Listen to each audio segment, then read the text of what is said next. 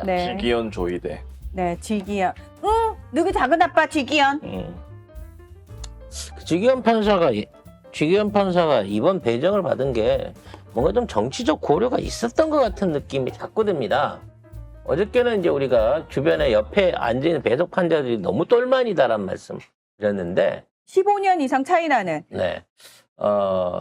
과거 지기현 판사가 다뤄왔던 사건들 중에 주심이 아니라서 우리가 모르고 있던 사건이 하나 또 있었어요.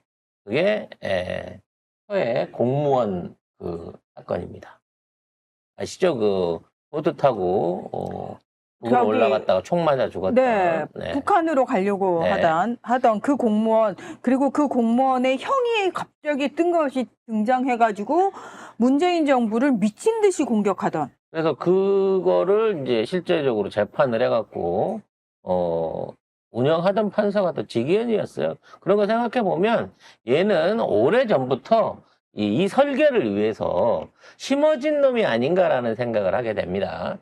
그래서 그런지 오늘 뜬금없이 이재명 대표를 엮는데 실패해서 그 분풀이를 하려는 건지 다른 이슈를 만들기 위해서 그런지 모르겠지만 갑자기 문재인 대통령 부부를 불구속 기소하겠다라고 네. 하는 속보가 떴습니다. 골 때린데. 자, 검찰이 문재인 전 대통령을 특정 범죄 가중 처벌 등에 관한 법률 위반, 즉 뇌물 혐의로 불구속 기소했다고 밝혔습니다.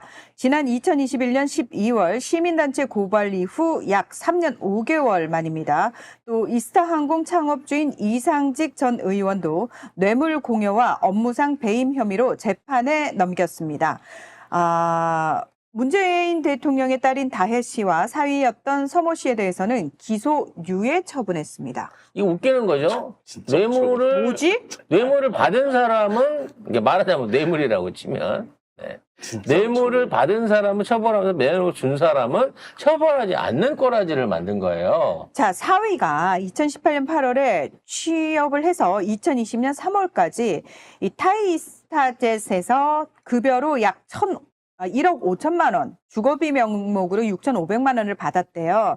근데 검찰은 저희가 계속 얘기하다시피 뭐냐면 문 전 대통령이 다혜 씨 부부한테 그동안 생활비를 줬는데 이 사람이 취업하고 난 이후에는 생활비를 주지 않았기 때문에 그럼 평생 생활비를 줘야 돼? 야, 그 생활비를 줬다라고 표현하는 것도 웃긴 게 뭐냐면은 문재인 대통령이 서울에 집이 없어가지고 딸의 집에 있었잖아요.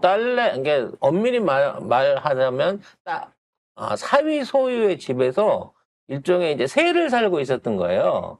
그래서 임대료를 지불을 한 겁니다. 생활비를 준 게 아니고. 만약에 그걸 또 만약에 안 줬다. 그러면 이걸 가지고 또 뇌물죄라고 네. 하겠죠. 불법으로 돈을 주지 않은 상태에서 임대를 썼기 때문에 그렇지. 이건 정치자금법이다 이러고 몰고 나왔을 거예요. 그래서 변호사인 문재인 대통령이 아무리 사위 거라고 하더라도 임대료를 줘야 된다는 차원에서 돈을 준 거지 생활비를 준 건 아니란 말이야. 아니 그걸 맞잖아. 예를 들면은 내가 우리 엄마 집을 사주고 싶어. 근데 나 증여세를 내야 되잖아요. 증여세를 안 내고 집을 사주면 또 뭐라 그래? 증여세를 탈루했다고 지랄 발광을 할 거잖아. 그래서 애초에 이제 그 돈을 안 받고 그냥 사위집에 살았으면 정치자금법 위반으로 걸라고 했는데 돈을 준 게 괘씸한 거야. 그래서 생활비를 줬다고 돈을 준 게 괘씸하다. 그렇지. 알고 빠져나간 거잖아. 돈을 주고 이거를 못하게 하니까 이거를 생활비라는 명목으로 엮은 거예요. 그러니까 아니, 딸 가족이 굶어 죽어야 되는데. 그렇지. 그래서 문제는 이제 생활비로 이 돈을 쭉 주다가 얘가 취업해서 나가서 돈을 안 주게 됐기 때문에 생활비로 주던 돈을 말하자면 대신 내줬기 때문에 이스타항공이 그래서 뇌물죄가 된 거예요. 그러니까 이게 같이 붙어 있는 겁니다. 따로 있는 게 아니라. 아니 그러면은 근데 뭐 뭘 해도 다 걸리지. 돈만 벌면 걸리는 거야. 뭘 해도 네 기소 이거잖아요. 아니, 예를 들어 사위가 거주를 안 했는데 거주비를 받았다든지 근무를 안 했는데 인건비를 받았다 그러면 그거는 뭔가 법적으로 처벌받아도 맞겠죠. 근데 실제적으로 현지에 가갖고 살면서 근무를 했잖아. 그러면 자 탄핵당한 대통령이 관저에서 일주일 이상 물 펑펑 써제끼면서 남았잖아. 그거는 뭐로 처벌할 거야? 처벌해야 되는 거 아니에요? 근데 애초에 그거 관제에서 쓰는 비용은 세금으로 나가는 거니까 뭐 저게 누가 쓰든 간에 어차피 나갈 돈이었다 이거지. 저쪽 애들은 50억 클럽도 다 무죄입니다. 50억 클럽. 심지어 문재인 대통령은 그때 당시에 청와대 내부 안에서 썼던 전기료부터 시작해갖고 각종 공과금까지도 전부 다 본인 사비로 납부를 하고 나왔어. 그냥 밖에서 살았으면 그렇게까지 돈을 많이 안 줘도 되는데 그때 청와대 관저 안에서 사는 비용으로 내는 게 억대가 넘는 돈을 스스로 대납을 하고 나왔다니까. 근데 이걸 갖고 지금 와갖고 여기에서 두 가지 건을 엮은 거야. 사위한테 준 임대료를 말하자면 생활비라고 엮었고, 생활비를 쭉 주다가 얘가 취업을 해갖고 생활비를 안 주게 됐기 때문에 그 생활비 면목만큼 아낀 부분이 결국은 뇌물이다라는 논리를 만들기 위해서 2단계, 3단계로 이걸 걸은 거예요. 첫 번째 생활비 아니다. 응. 검찰 이거 틀렸잖아요. 그렇죠. 검찰의 전제부터 틀렸잖아요. 그러면 이게 말이 안 되는 사건이잖아요. 근데 그게 말하자면 안 되는 사건으로 법원에 가갖고 재판을 하게 되면 정상적인 상황이라고 하면 이기겠죠. 문제는 이런 식으로 기소를 했다라는 거 갖고 언론 프레이를 할 거라는 겁니다. 그래. 우리도 그렇게 당하고 있잖아. 아니 시발. 뭐 조국 장관은 뭐 빵개치기한테. 죄가 있어서 갔습니까? 정경심 교수는 뭐 죄가 있어서 갔습니까? 여러분 정경심 교수 관련해갖고 정경심 교수 이미 3년 반을 살고 나왔는데 사모펀드권 무죄 무죄 받았어요.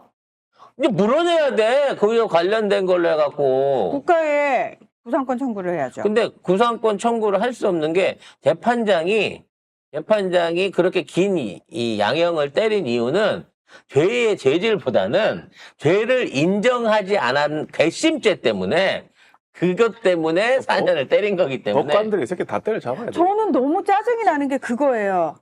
그러니까 판사가 네가 나한테 반성문을 제출하면 감형을 해주는 거예요.